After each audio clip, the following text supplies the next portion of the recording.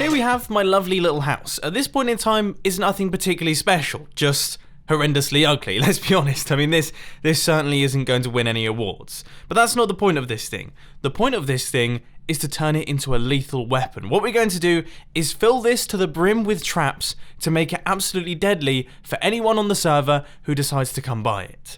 This is going to become interesting. So the first thing that I want you to do is head down underneath your house and clear out a space that is 10 blocks deep. So it's going to be the size of the house itself, but then you want to go 10 blocks beneath the ground. The reason for this is we're going to have 9 blocks above our pistons, and then we need to make room for the pistons themselves.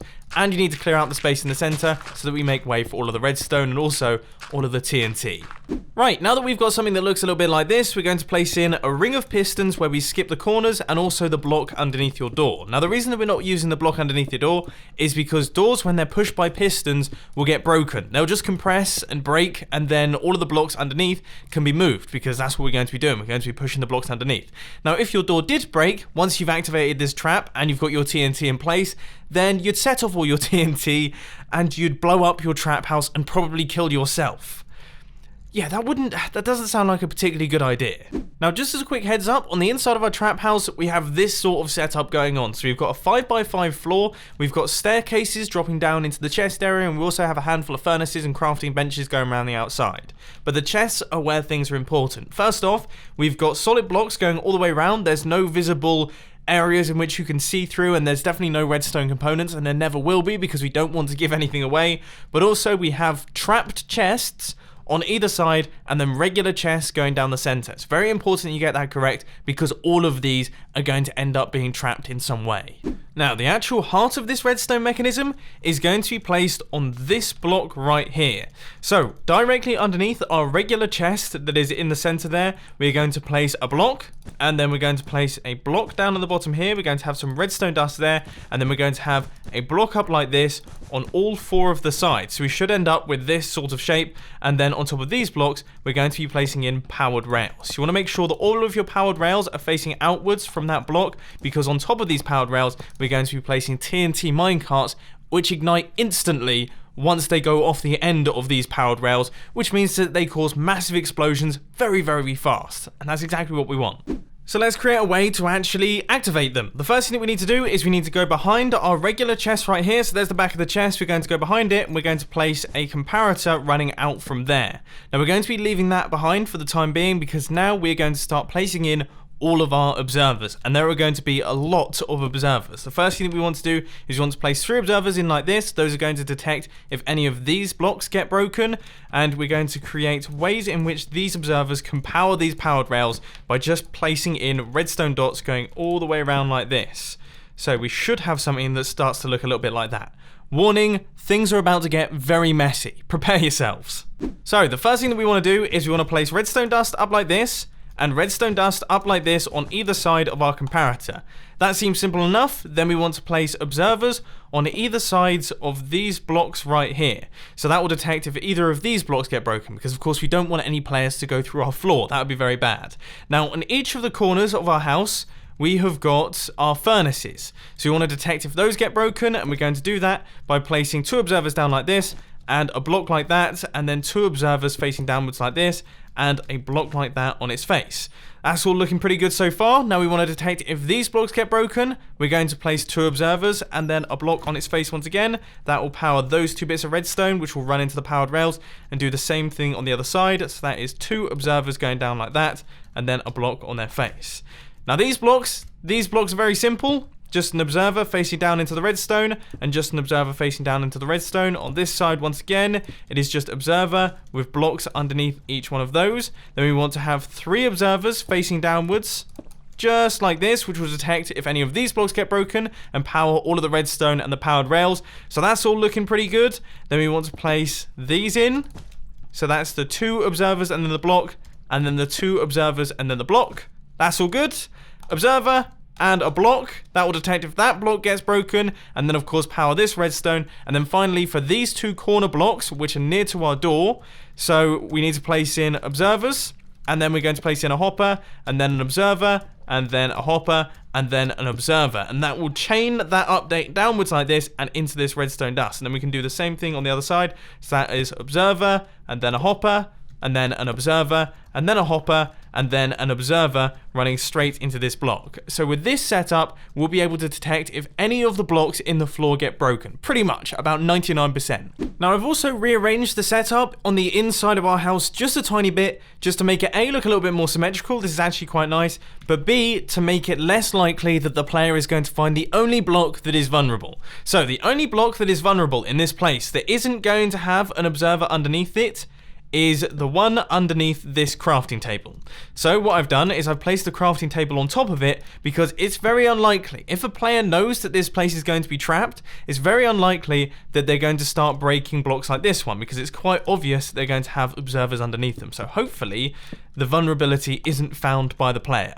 Anyway, we are nowhere near finished yet. There are still a ton of traps we need to add in. Most importantly, the one underneath our door. If the player breaks the door, then that will update this redstone ore, which of course we can detect. If the player walks over the redstone ore, then that will update, which of course our redstone will detect. And also if they place a block on top of the redstone ore or try to break it, then of course that will update the redstone ore, meaning that we will be able to detect it. Basically, this is a good way to protect your entrance. And the way that we're going to detect it is of course 2 observers running down into this block, which will power the redstone, which will power the rail, and yeah, you guys know how that ends. Moving on, we now need to go back down to the bottom and take a look at these pistons. We've neglected them for a little while, but now what we want to do is create a square of blocks going around like that, and then some redstone dust running around the center, and then to power all of these we're actually going to be using a redstone clock. So you just want to place in a repeater, a comparator, and then it's just going to be a standard hopper clock just like this. As soon as we activate it and place an item on the inside, then it will all start making a nice loud noise, but that means that it's working. This is good. For the time being though, we want to make sure that it's turned off so that we can actually work with it. So what on earth is this going to be used for? Well, it's going to detect if any player decides to break any of the blocks that we have in our walls. You see, on top of these pistons, we're going to have 9 blocks and our walls are 4 blocks tall, which means that these pistons are trying to push up 13 blocks, which they simply can't do. However, if a player breaks one of the blocks in the wall, then suddenly they are able to push the blocks, they'll push them upwards, and we're going to place some observers in the wall, which will detect when they've been moved, and as soon as they move, they will activate our powered rails, and you get the picture, everything's going to go sky high. So the first thing we have to do is we're going to place in some blocks down at the bottom here, and then we're going to place all of our observers going around just like this. So that's all looking pretty good. And then we're going to place a bunch of blocks on top. In fact, we're going to place blocks going right the way up to the top of our house. I'd suggest doing that in a couple seconds. And I'd also suggest using something like stone, because if a player decides that they want to mine it underneath your house and get into it that way, then they might still break one of these blocks, which of course will still activate the trap, which will blow them up anyway. So we're going to place in blocks just like that. And then up here, we're going to place a line of blocks once again. Everything's getting a little bit cramped here, but we're going to place blocks in like this. And then redstone dust running around just like that. And then somewhere we're going to place in a block with a repeater running into this block right here. And that is going to power the redstone dust in the center, which in turn will power all of our powered rails. This is getting tricky to navigate. So now, as I say, it is time to fill in all of these blocks right the way up to the top so that we have got plenty of blocks for these pistons to push. We're getting there. It's getting incredibly cramped in there too. I don't think we're going to be able to move around anymore. And now that I've got all of the blocks in place, I can actually activate my redstone clock. This thing is now pulsing, but as expected, nothing is moving because, of course, as I mentioned earlier on, these pistons have got too much to push. Okay, let's cover up that hole there, which is underneath our door, and let's make our way back up to the surface for some of the finishing touches. So remember earlier on, we placed that comparator behind this chest and then didn't really do anything with it? Well, now we're going to be working from it. What you need to do is you need to place some items inside this chest. I'd make them relatively valuable, aka good enough for someone to steal. That's relatively important. And then we're going to go around the back out here, and on this block, that comparator should now be putting a redstone output out, because that comparator is detecting that there's items inside that chest and is sending that output through that block and into this redstone dust right here. So 2 blocks underneath your wall. Then what we're going to do is we're going to place in a sticky piston with a redstone block on its face. So that's going to go in right there, and then we're going to place a repeater, and if we just pop through into spectator mode, we should be able to see that this repeater is going to power this redstone dust if the items are removed. So if the items are removed, then this sticky piston will retract, that redstone block will then power that redstone dust, and you guys know what happens next. So the only part of our house that isn't trapped at this point in time is the roof. Now the roof is a bit of a tricky one, but I do have an idea to sort of semi-trap it in a way that could be effective. So all you have to do is we need to place in slabs just like this, then we need to go up to the top and remove all of these slabs temporarily. Then we're going to make a grid of pressure plates up at the top. Now this goes 3, 2, 3, 2, 3, and that's maximizing the number of pressure plates that we can fit in this space. And then we're going to grab some TNT and we're going to place it in the gaps. Now the thought process is that generally speaking, when a player is breaking something like a roof, they're not going to be standing close enough to the slab to actually pick it up as it falls, which means it's going to fall on the pressure plate if we get lucky and they break one above a pressure plate, which means that it will hit a pressure plate, igniting the TNT, blowing everything up, which could also potentially, I mean, there's a lot of TNT up here, it could potentially explode the TNT minecarts that we have underneath, which would probably kill the player. So we need to be very careful here to cover these back up. So now the roof is all fully locked and loaded.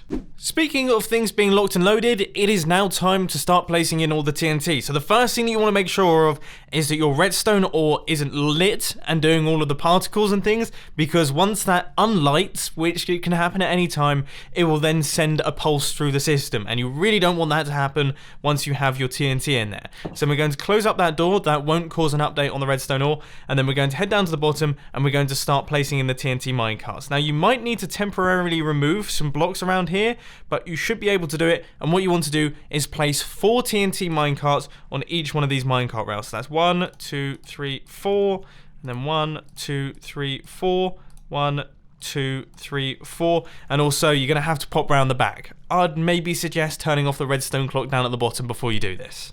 Okay, so now that I've made about 15 backups of this world, let's give it a quick tester. So, first things first, player just walks through on the redstone ore. Okay, that was relatively successful. What about if a player decides to break a block in the wall? Okay, that was pretty successful. What about if a player somehow manages to make it inside the house, but then decides to break one of the blocks?